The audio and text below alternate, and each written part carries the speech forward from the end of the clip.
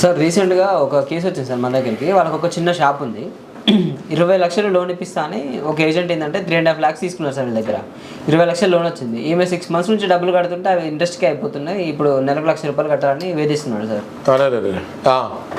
వాళ్ళ పరిస్థితి sir. So ఈ కేసులో మీరు చెప్పిన కేసులో ఇది కూడా సైబర్ క్రైమ్ కిందకే వస్తుంది. మీకు ఫోన్ వస్తుంది, నేను మీకు 30 లక్షలు ఇప్పిస్తా, 40 లక్షలు ఇప్పిస్తా, నాకు మీరు ఒక ₹1,00,000 ఇవ్వండి, నేను మీకు ప్రాసెస్ చేపిస్తా అని డబ్బులు తీసుకుంటారు. డబ్బులు తీసుకున్న తర్వాత ఒక వారం రోజుల తర్వాత మళ్ళీ ఫోన్ చేస్తారు, చేసి ఇంకొక 50,000 కావాలని చెప్పి అట్లా డబ్బులు వీళ్ళ దగ్గర నుంచి ఎంత అయితే అంత, ఒక 2 అయితే 2, 3 అయితే 3 లక్షలు తీసుకొని వీళ్ళ దగ్గర నుంచి డబ్బులు లాగేస్తారు.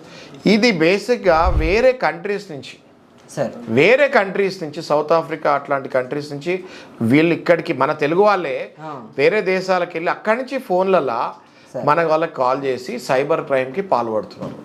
దయచేసి మీరు కనుక ఇట్లాంటివి ఏమైనా అండర్గో అయితే కంపల్సరీ సైబర్ క్రైమ్ కంప్లైంట్ ఇవ్వండి. వెంటనే ఒక మంచి అడ్వకేట్ని కలవండి. వెంటనే మీరు ఆ ఏ అకౌంట్కి అయితే డబ్బులు వేస్తారో ఆ అకౌంట్లో మేము డబ్బులు ఉంటే దాన్ని సీజ్ చేసి మళ్ళీ మీ అకౌంట్కి వెనక్కి డబ్బులు వేసుకునే ఛాన్సెస్ ఉంటాయి.